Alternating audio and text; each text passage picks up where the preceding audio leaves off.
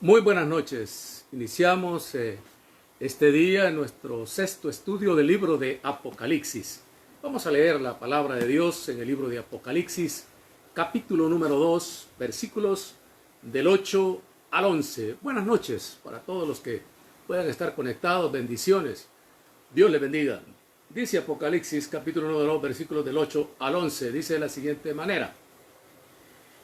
Leo en el nombre del Padre, del Hijo y del Santo y bendito Espíritu de Dios. Dice, y escribe al ángel de la iglesia en Esmirna, el primero y el postrero, el que estuvo muerto y vivió, dice esto. Yo conozco tus obras y tu tribulación y tu pobreza, pero tú eres rico, y la blasfemia de los que se dicen ser judíos, y no lo son, sino sinagoga de Satanás. No temas en nada lo que vas a padecer. He aquí el diablo echará a algunos de vosotros en la cárcel, para que seáis probados y tendréis tribulación por 10 días. Sé fiel hasta la muerte, y yo te daré la corona de vida. El que tiene oído, oiga lo que el Espíritu dice a las iglesias. El que venciere, no sufrirá daño de la segunda muerte. Padre, te damos gracias por tu palabra. Gracias, Señor, por darnos un día más de vida. Bendice a todos los que de buena manera se han podido conectar ahora y están pendientes de la palabra de Dios. Bendice sus vidas. Bendícelos a cada uno de ellos, Señor. Padre, que tu gracia poderosa repose sobre mis hermanos y hermanas. La gloria sea para ti, Señor. Este día vamos a continuar con nuestro estudio de Apocalipsis, capítulo número 2, versículos del 8 al 11. La iglesia de Esmirna. El nombre Esmirna significa mirra. Ya vimos la iglesia de Éfeso. Significa deseo ardiente. La iglesia apostólica, evangelizadora. La iglesia entregada, la iglesia trabajadora. Una iglesia llena de mucha unción y de mucha bendición. Hoy vamos a otro pasaje de la Biblia que nos va a dar mucha enseñanza, como es la iglesia Esmirna. Capítulo número 2, el versículo 8, en su primera parte dice, escribe al ángel de la iglesia de Esmirna. Está escribiéndole, como lo hemos explicado, al pastor de esa iglesia. En ese momento histórico en que se escribió Apocalipsis, habían alrededor de más o menos unas 100 iglesias en esa parte de Asia. Pero Dios seleccionó a 7 para ilustrar el desarrollo de la iglesia en la historia y también para ilustrar cómo la palabra de Dios tiene aplicación práctica en la vida de cada persona que se convierte en una iglesia viviente de Dios. En el presente versículo, capítulo 2, versículo 8, le dice, escribe al ángel. Dios está hablando al liderazgo. Está hablando al anciano, al pastor. Quiere decir que Dios habla primero con los pastores, con los líderes de las iglesias, para que vaya hablando con su equipo de trabajo, ya sean 2, 3, 4, 5, lo que Dios le dé, y la iglesia que Dios le dé al pastor determinado. Pero esa es una hermosa expresión de la palabra de Dios. También veremos la descripción de Cristo, que está ahí también en el capítulo 2, versículo 8, dice el eterno soberano, el vencedor de la muerte, el que estuvo muerto y vivió. También vamos a ver cómo Dios aprueba a esta iglesia, a la iglesia de Esmirna. Jesús conoce nuestro trabajo y nuestros sufrimientos. También conoce los suyos, hermano. También conoce los suyos, mi hermana. Dios nos conoce perfectamente. No se desanime cuando usted considere que alguien no lo está reconociendo. Dios ha reconocido el esfuerzo, por pequeño que usted haya hecho, ha sido reconocido por Dios. Y Dios le va a pagar muy bien. Cuando digo le va a pagar es que lo va a tener con buena salud. Cuando digo que le va a pagar es que lo va a tener bien en su casa. Cuando digo que le va a pagar es que usted va a tener un trabajo estable. Es que usted va a salir adelante en lo que emprenda. El pago de Dios no es como el pago que nos pagan a nosotros en dinero. El pago de Dios tiene cobertura total. Por eso el Salmo 23 dice, Jehová es mi pastor y nada me faltará. Ese es el pago de Dios, esa es la retribución. Hay gente que a veces valora más otra cosa, pero usted valore lo que Dios ha hecho por usted durante todo este tiempo. Valore eso, deténgase y diga, en realidad Dios ha sido bueno conmigo. Ha hecho tantas cosas fantásticas con mi vida.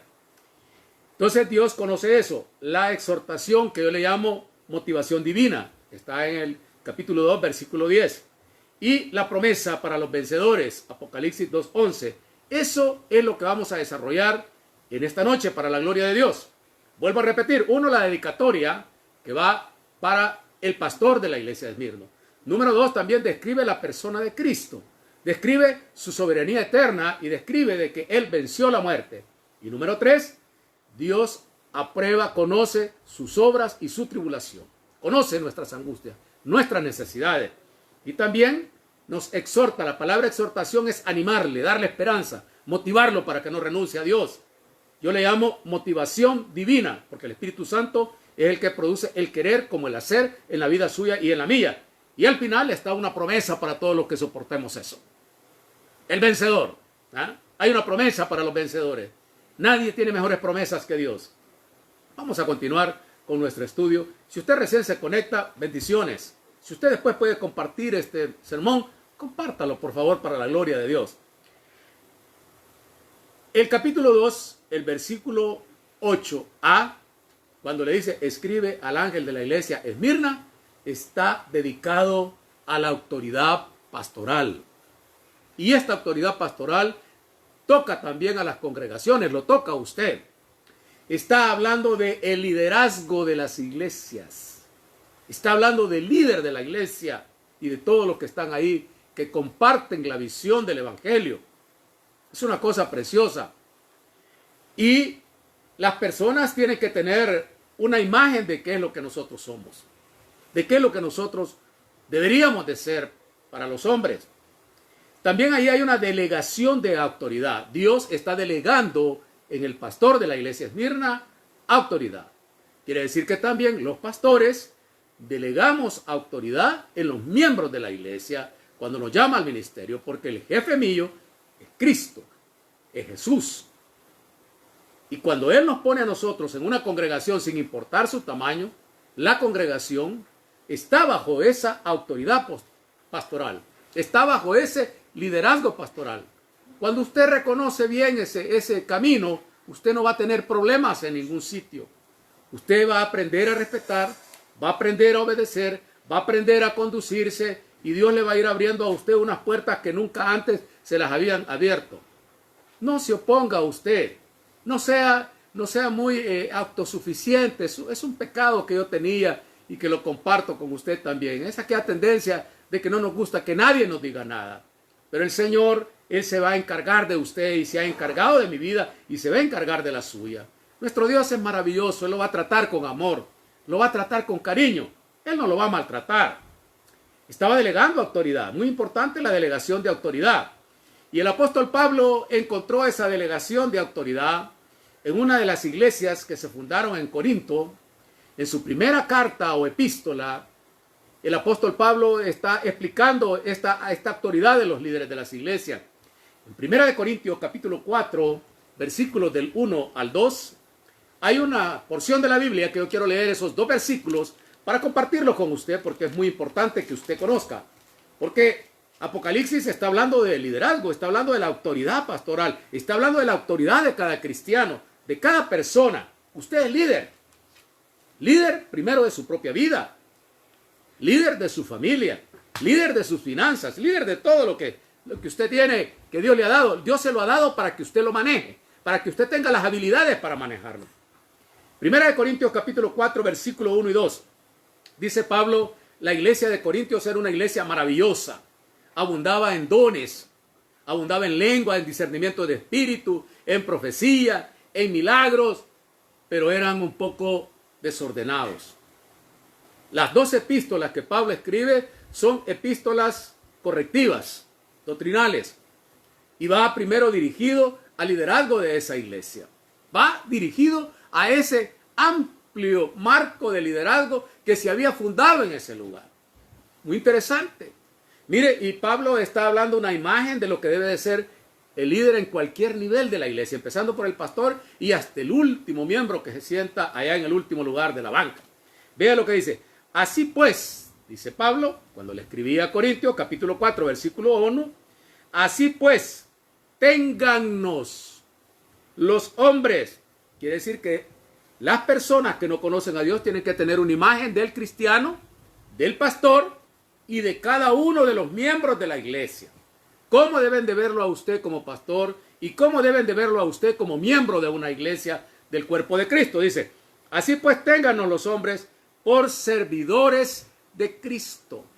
La primer característica de alguien que quiere ser líder o de alguien que es líder es que tiene que aprender a servir. Este hombre al que le hablaba el Señor ahí en la iglesia de Esmirna era un excelente servidor de esa iglesia. Una iglesia sufrida. Él había pasado por muchos problemas. Hay pastores que han pasado por unos tremendos problemas.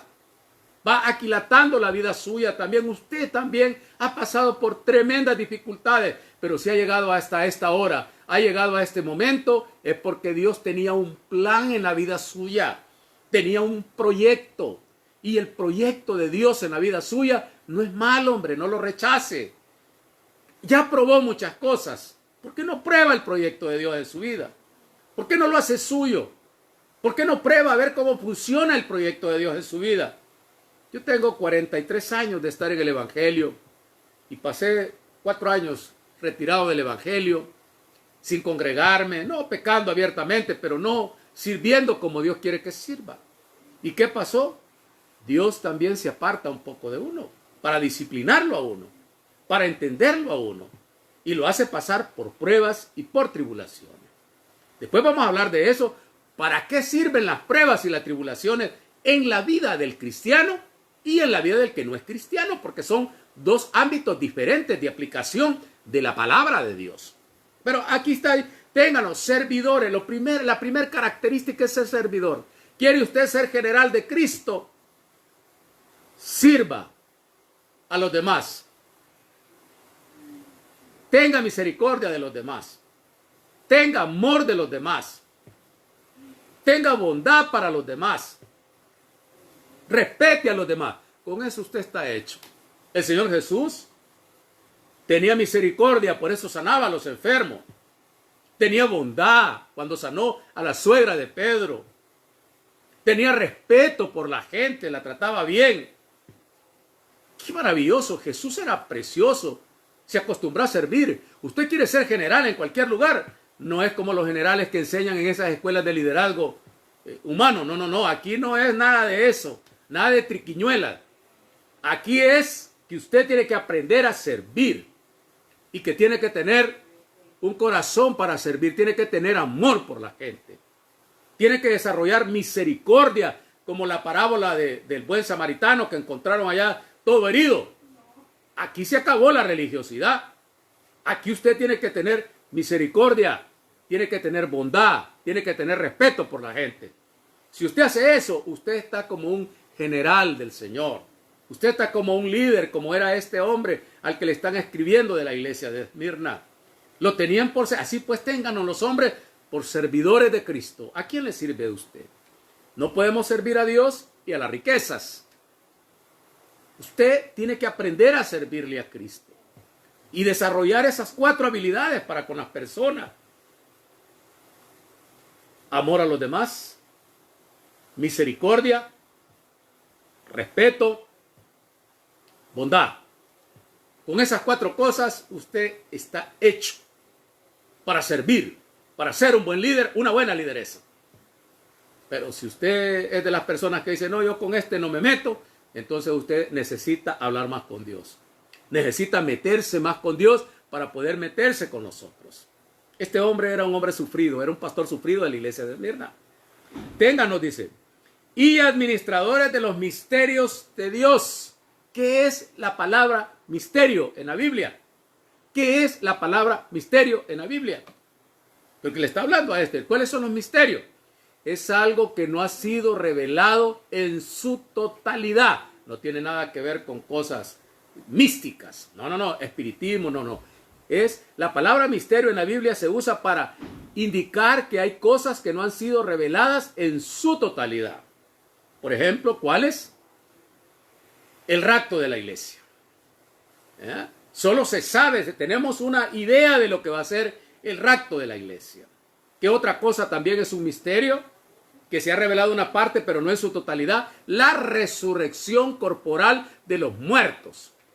Solo tenemos a Jesús, que fue el primero que resucitó.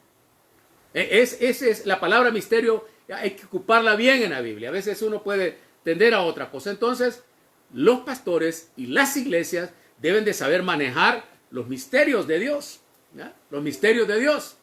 Y para eso tienen que estudiar Biblia, tienen que aprender, tienen que orar, tienen que comprometerse cada vez más, para que una vez comprometidos vayan entendiendo todo el desarrollo de aquellas cosas que aún no las ha revelado Dios en su totalidad, para que ustedes vayan llenándose de la gracia de Dios.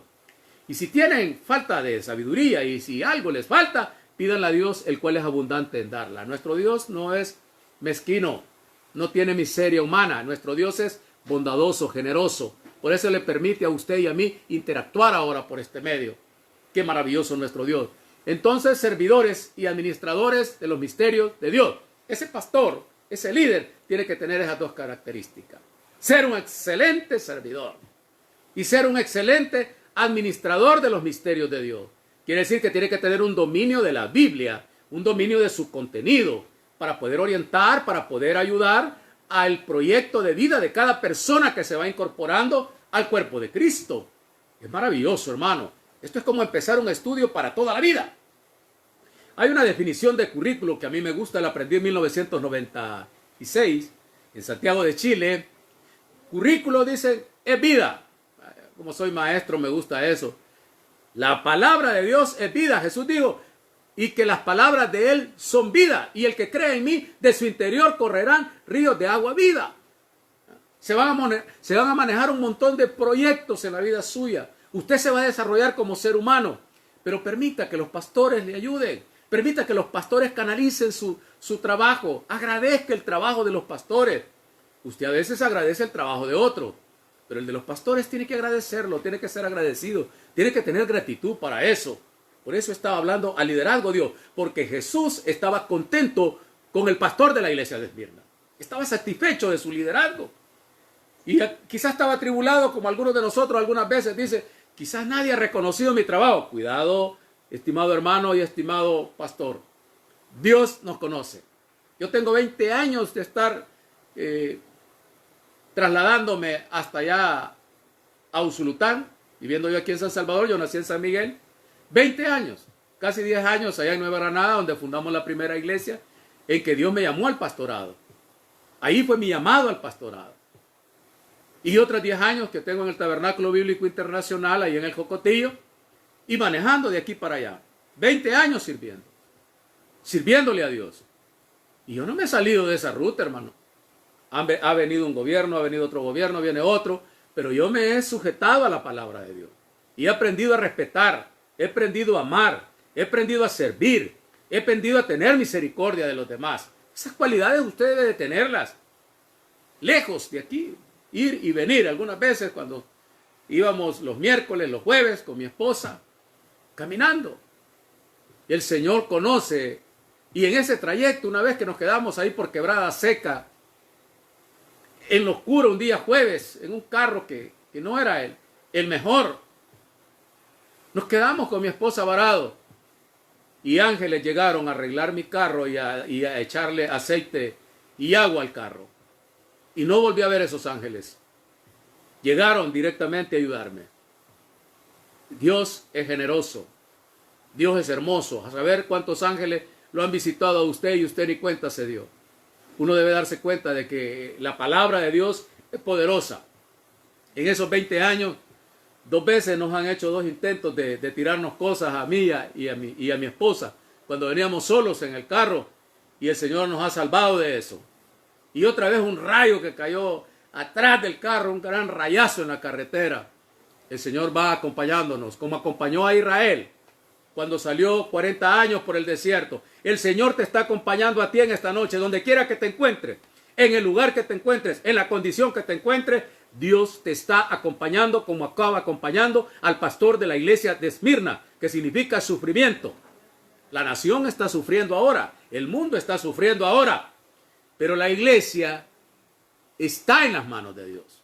La iglesia está segura porque Dios conoce nuestras tribulaciones y nuestro trabajo en el Señor. Dios conoce las ofrendas que usted a veces cuesta darle y que tanto le critican a los que diezman también.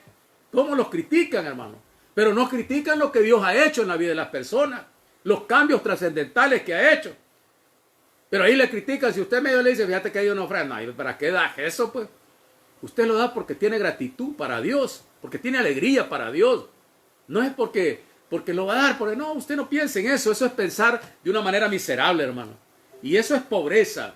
Y nos han enseñado a hacer así por años, pero hay que desprendernos de esas cosas. Porque ahora el punto más importante en este momento que estamos viviendo, como lo era en Esmirna, aunque ahí no había pandemia, habían otras situaciones que tenían atribulada a la iglesia, lo más importante es la vida. La vida es importantísima. Cuidémosla. Qué maravilloso. Entonces dice, ténganos los hombres por administradores. ¿Y qué quiere decir eso?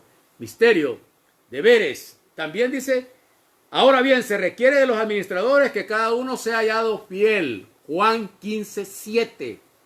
Si perseverares en mí y mis palabras permanecen en vosotros, pidan lo que quieran. Eso se llama fidelidad. Si usted es fiel, Dios va a ser fiel para usted. Pero hay gente que siempre solo en los problemas se acuerda de Dios. Y Dios, como es generoso, les contesta, nos contesta también a mí. Yo soy igual que usted. Pero la fidelidad es el que si perseverares en mí, es decir, no se aparte del programa de Dios. Este pastor estaba empeñado trabajando con dificultades en Esmirna. Dificultades tremendas para trabajar ahí, pero ahí estaba. Un lugar donde había mucha riqueza, pero también había desarrollado también las ciencias humanas, pero estaba tremendamente, pero el Señor ahí lo tenía. Qué maravilloso, hermano, las dificultades que usted ha tenido también. Fidelidad se llama, si perseverares en mí y mis palabras permanecen en vosotros, ahí viene la otra parte, ahí viene la promesa del regalo. Pidan lo que quieran. Claro, no les va a dar Dios cosas para que les haga daño. No les va a dar Dios cosas para destruirlo. Cuando dice pidan lo que quieren, lo que necesiten para vivir. Aquellos milagros que están pidiendo. Aquellas situaciones difíciles para Dios. El Señor es maravilloso, hermano. Quiero compartir algo más con ustedes, si me lo permiten, por favor. Es un tremendo privilegio.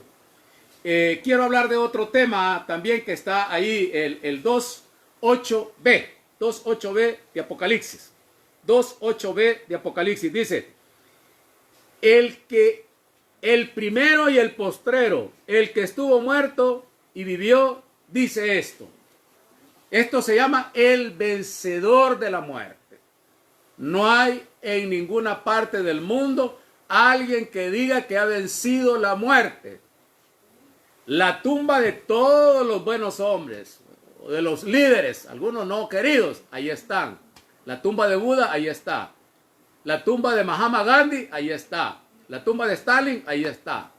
La tumba de Hitler, ahí está. Pero la tumba de Cristo está vacía, porque Él venció la muerte. El que estuvo muerto y vivió. Jesús es el único que ha declarado al mundo entero que Él derrotó a la muerte. No hay nadie que haya derrotado a la muerte. Nadie, nadie, nadie, en ningún libro lo va a hallar usted. Hay unas imitaciones como el secreto de Dorian Gray. Y anda la gente contando cosas, ¿verdad? Pero quien lo destaca de manera categórica en la palabra de Dios es Cristo. Mire, aquí dice, el primero y el postrero. Habla de que Él fundó el mundo. Génesis 1.1. Y el postrero porque Él va a cerrar con Apocalipsis. Está hablando de Jesús. Está hablando de que la Biblia es cristocéntrica. Está hablando de la eternidad de Dios. El primero y el postrero. Pero aquí está. El que estuvo muerto y vivió, dice esto. El que estuvo muerto es cuando Él se encarnó en Belén de Judea. Nació cuando nació del vientre de María, su madre. Estuvo muerto. Vivió 30 años. 33 años aproximadamente mi Cristo. Y luego lo llevaron rumbo al Gólgota, creyendo de que lo iban a destruir, creyendo de que iban a acabar con lo que Él era. Se equivocaron porque al contrario de lo que pasó, Él derrotó a la muerte en la cruz del Calvario. Por eso dice, el que estuvo muerto y vivió, dice esto. Yo quiero hablar aquí de algo maravilloso. Estamos hablando no de cualquier cosa, estamos hablando de la resurrección. ¿Pero qué es la resurrección? ¿Qué es en sí la resurrección? Porque Cristo estuvo muerto y vivió. Entre esas dos palabras hay una cosa que hay que transitar. Se dio la resurrección corporal de Cristo. ¿Qué es la resurrección? El apóstol Pablo lo explica con mayor detalle en 1 Corintios capítulo 15. Vamos a explicar un poco por ahí, por favor. Vámonos a 1 Corintios capítulo 15. 1 Corintios capítulo 15. Tú no has aceptado a un perdedor.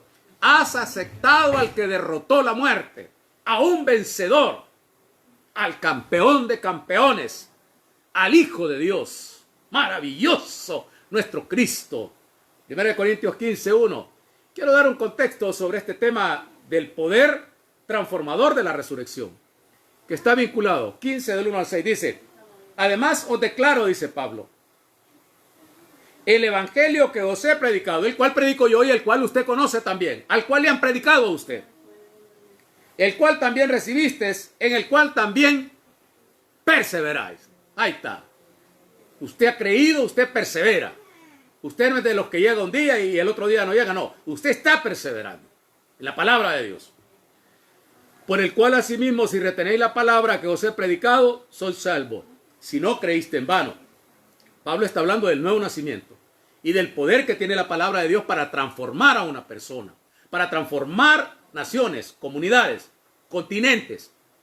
El poder transformador de la gracia de Dios. Ese mismo poder es el que levantó a Cristo de la tumba. Ese mismo poder es el poder de la resurrección. El poder que te dio a ti el nuevo nacimiento. El poder que te da a ti tener el derecho de ser hijo de Dios. Tú no eres de cualquier poder, eres del poder más extraordinario que ha existido en el mundo entero. El poder de Dios. Qué maravilloso.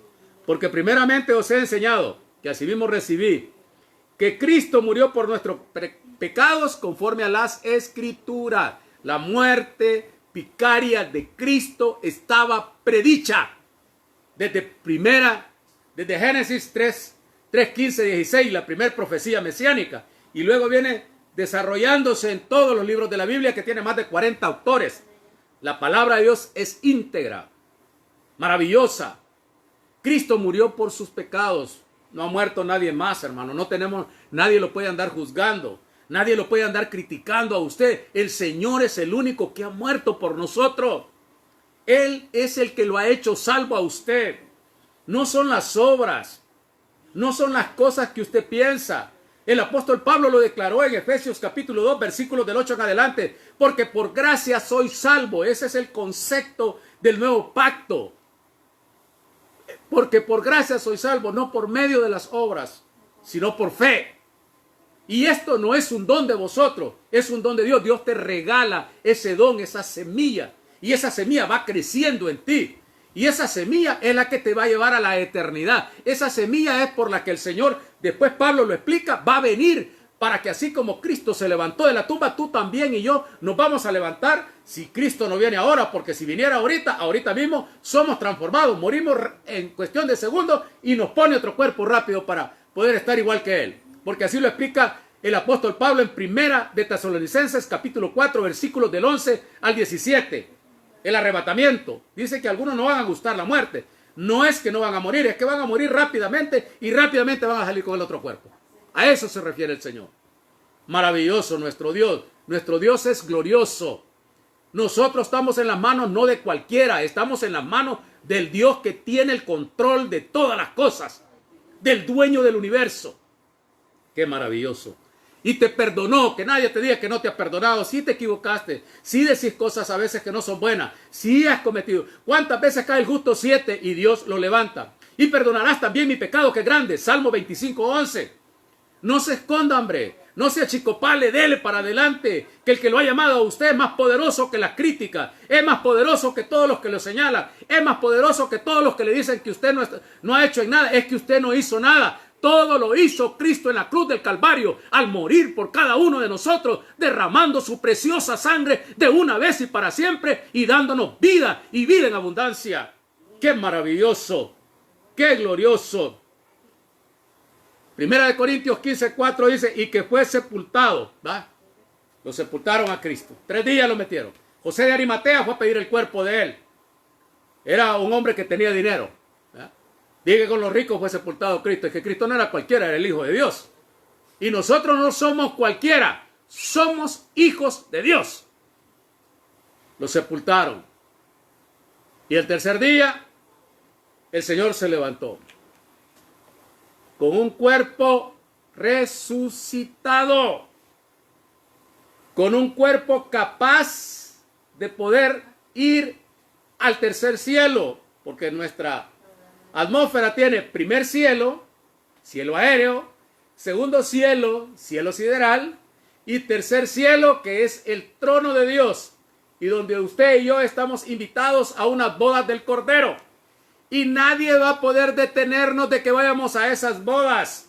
Ningún cuerpo policial, ningún ejército, ni nadie, ni ninguna cárcel, ni nada va a poder detenerlo. Usted y yo estamos invitados a las bodas del Cordero porque Cristo pagó el precio por usted, lo redimió, lo rescató y somos libres en Cristo porque Él lo dijo en la cruz del Calvario: consumado es, he pagado el precio de la redención de todos aquellos que quieren creer en mi nombre poderoso. Mire qué glorioso. ¡Qué glorioso! Usted le pertenece al dueño del mundo porque Él lo compró con su preciosa sangre. ¡Qué glorioso! Por eso Juan el Bautista, cuando estaba bautizando y vio a Jesús que llegó al Jordán, Juan dijo: no, hombre, mira, no es así la cosa. Vos deberías de bautizarme a mí. Y el Señor le dijo: así conviene que se haga toda justicia. Mire qué humildad la de Cristo. Mire qué maravilloso el respeto al ministerio de Juan el Bautista, del Hijo de Dios, al liderazgo pastoral. Qué glorioso, qué misericordioso, qué amoroso. Deberíamos de aprender algo de eso en esta noche. Deberíamos de aprender de tener amor, servir a los demás, de tener misericordia, de tener respeto por las personas. Qué maravilloso. Nos haremos generales en cualquier parte, entraremos con la cabeza hacia adelante. Porque la humildad no es andar así. La humildad es andar así y lleno de corazón, lleno de amor para los demás. El Jesús tenía esas cualidades hermosas, poderosas. Y dice: y resucitó al tercer día conforme a las Escrituras, desde Génesis 3, 15, 16. Job dijo: yo sé que mi Redentor vive, y del polvo de donde esté, de ahí me levantaré.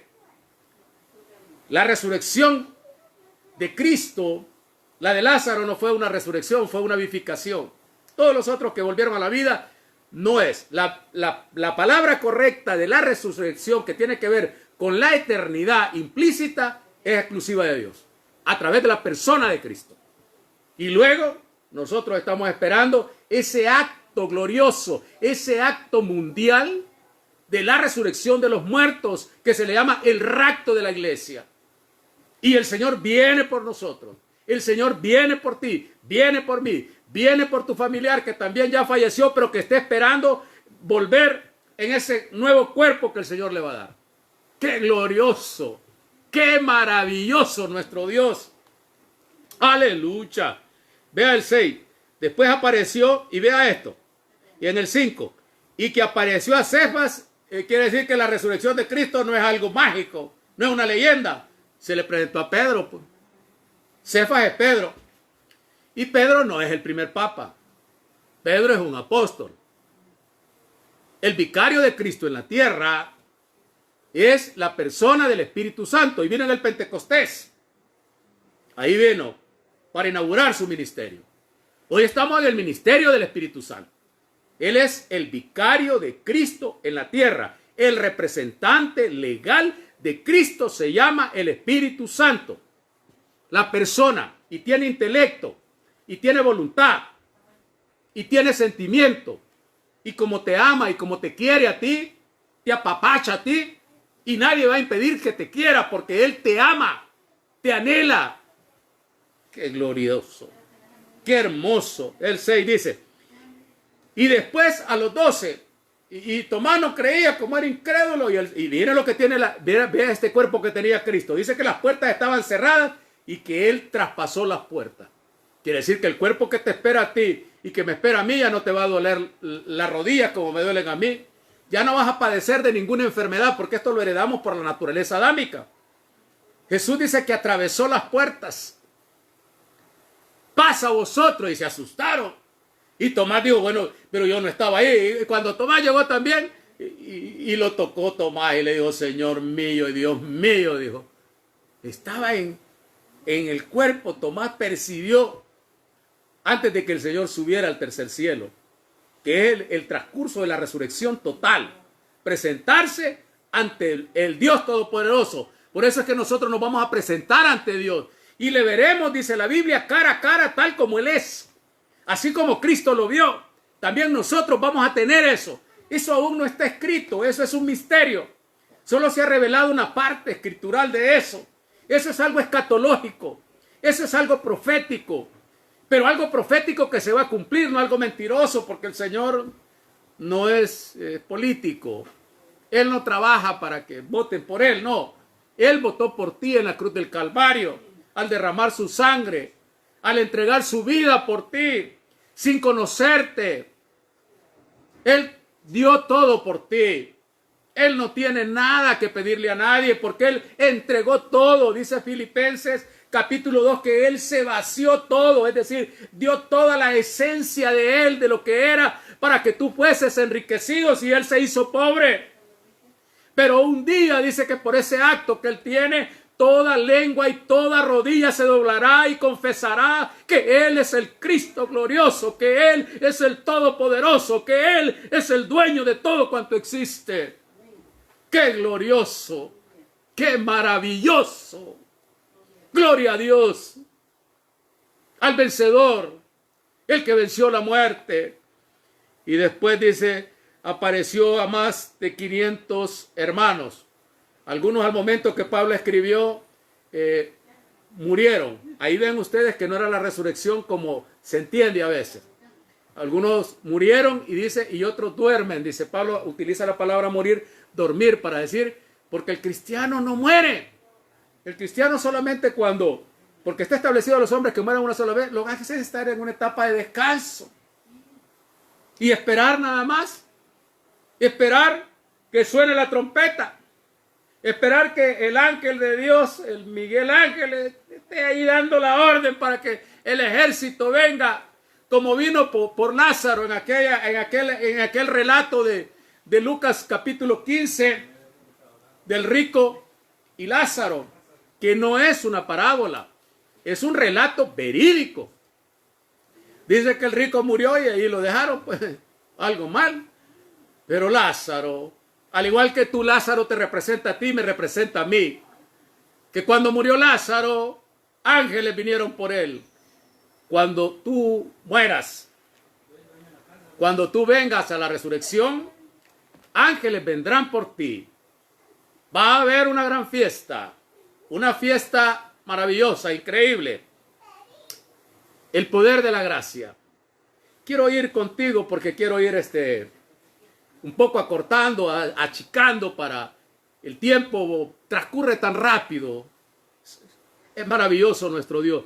Quiero ir con ustedes al 9, 1 Corintios 15, 9, porque yo soy el más pequeño de los apóstoles, que no soy digno de ser llamado apóstol, porque perseguía a la iglesia de Dios. Yo también la perseguí y usted también, algunos de ustedes la persiguieron. No querían nada del evangelio. Pero por la gracia de Dios soy lo que soy. El poder transformador de la gracia. A un asesino, a uno que odiaba a la iglesia, a Pablo, cuando presenció la muerte de Esteban, Dios lo transformó. Como te transformó a ti, me transformó a mí. La gracia del evangelio tiene el poder de transformar nuestras vidas, el poder de cambiar nuestro destino, el poder de cambiar nuestros hábitos, nuestros actos, nuestro vocabulario, nuestra manera de caminar, nuestra manera de pensar. Es un estilo de vida sobrenatural, un estilo de vida poderoso. ¡Qué glorioso! Y su gracia ha nacido en vano para conmigo, dice Pablo. Antes he trabajado más que todos ellos, pero no yo, sino la gracia de Dios conmigo. Todo trabajo que tú has hecho es porque la gracia ha trabajado contigo y conmigo. Porque Dios es el que produce el querer como el hacer en la vida de cada persona. Y dice que su gracia, que Él hará lo que te ha llamado a hacer a ti. Quiero ver algo más sobre la resurrección. Y quiero irme a una parte muy importante en el versículo 19, por favor. ¿Está conmigo? Primera de Corintios 15, 18. Entonces también los que durmieron en Cristo perecieron, dice el Señor. Si en esta vida solamente esperamos en Cristo, somos los más dignos de consideración de todos los hombres, dice. Es como que no hubiera resultado. Mas ahora, dice Pablo, en el 20, Primera de Corintios 15, mas ahora Cristo ha resucitado de los muertos. Primicias de los que durmieron es hecho. Quiere decir que desde Adán hasta Cristo y todos los que se van a salvar de alguna manera, porque el plan de la salvación de Dios es desde Adán hasta el monte Sinaí, salvación por revelación natural. Salvación por revelación natural. Desde Adán hasta el monte Sinaí, donde se dio la ley. Desde el monte Sinaí, cuando Dios llama a Moisés al monte Sinaí, hasta la muerte de Cristo, salvación por expiación, el día de Yom Kippur, durante la ley. Cuando Cristo muere, hasta este momento, salvación por gracia. Por eso aquí está diciendo, mas ahora Cristo ha resucitado de los muertos, primicias de los que durmieron, porque todos aquellos que han muerto y que el Señor los va a resucitar también, de acuerdo a la categoría que Él ha juzgado de lo que yo te he mencionado, desde Adán hasta la fecha, están durmiendo. Están durmiendo. Pero Cristo, ninguno de esos ha resucitado. Solo hay dos ejemplos que yo quiero compartir contigo. Dos ejemplos maravillosos. Dos ejemplos gloriosos. Enoc y Elías, que fueron traspuestos. Se llama transposición, que es un tipo de lo que va a ocurrir de un evento mundial. Porque Enoc caminó y Dios se lo llevó. Así dice. Está ahí algo, un misterio de algo revelado mucho más fuerte. Luego Elías también lo llevó un carro de fuego y gente de a caballo, dice la Biblia. Y fue traspuesto. Algunos le llaman ovni, le llaman extraterrestre. Esas son mentiras. Eso no crea usted, eso no es así. Eso es pura mentira. Sino que estaba indicando el momento en que la iglesia va a ser arrebatada también. Porque Cristo es el único. Pero ni Elías ni Enoc había resucitado. Pero en el 20 te dice, mas ahora Cristo ha resucitado de los muertos. Quiere decir que el primero en toda la historia de la humanidad desde la creación del Edén que ha resucitado es Cristo. ¿Por qué? Porque la resurrección implica ir a ver a Dios cara a cara, y el único que lo ha visto ahorita y que está sentado como sumo sacerdote es Cristo. Y ahí nadie más. Mas ahora Cristo es primicias de los que durmieron. ¿Por qué primicia? Porque la resurrección es una promesa que Dios va a cumplir, le guste o no le guste a nadie. Crea o no crea a alguien. Eso no tiene nada que ver con la soberanía y con el cumplimiento profético de Dios. El que quiera creer, que crea, y el que no crea, que no crea. Si no, ahí está el Salmo 14:1. Dice el necio en su corazón, no hay Dios. Pues no va a haber Dios, no van a ir a la resurrección. Ahí se van a quedar. Porque la resurrección es una realidad. Porque Cristo resucitó. Y por eso estamos predicando ahora, para que usted entienda que la resurrección es el mejor negocio que usted puede hacer en la vida con Dios. Qué maravilloso, qué glorioso, qué precioso. Y vea lo que dice, porque por cuanto, bueno, esto no, pero vea el versículo 1 de Corintios 15, 23, el orden de la resurrección. Quiero ir ya terminando. Pero cada uno en su debido orden. Mira el primero, Cristo. Se terminó el cuento. La resurrección, el primero del primero, el primogénito de los muertos, es Cristo, no hay otro. Ni antes ni después. El primero es mi Cristo poderoso, al cual usted y yo hemos recibido. Él se levantó de la tumba. Él derrotó a la muerte. Él resucitó. Él es eterno y está sentado a la diestra del Dios Todopoderoso. Y vea lo que sigue, por favor. Cristo dice las primicias. El primero, no hay otro. Luego, los que son de Cristo, que somos usted y yo, desde el ladrón aquel que le dijo, Señor, acuérdate de mí. Bueno, dijo el Señor, y vos ya tomaste Santa Cena, ya recibiste doctrina, ya te bautizaste. Estimados hermanos, es necesario tomar Santa Cena, es necesario bautizarnos, pero si una persona está a punto de morir y acepta a Cristo como ese ladrón en la cruz, es salvo. La salvación no puede cambiarse por otra cosa. Todas esas otras cosas son identificándonos con el programa de Dios. Que Dios les bendiga, que Dios les llene de gozo y de alegría. La gloria sea para Cristo en esta noche. Bendiciones. Les amo en Cristo Jesús, mi Señor, mi Salvador. Dígale al que está a la par, te quiero porque Cristo me quiere a mí. Bendiciones.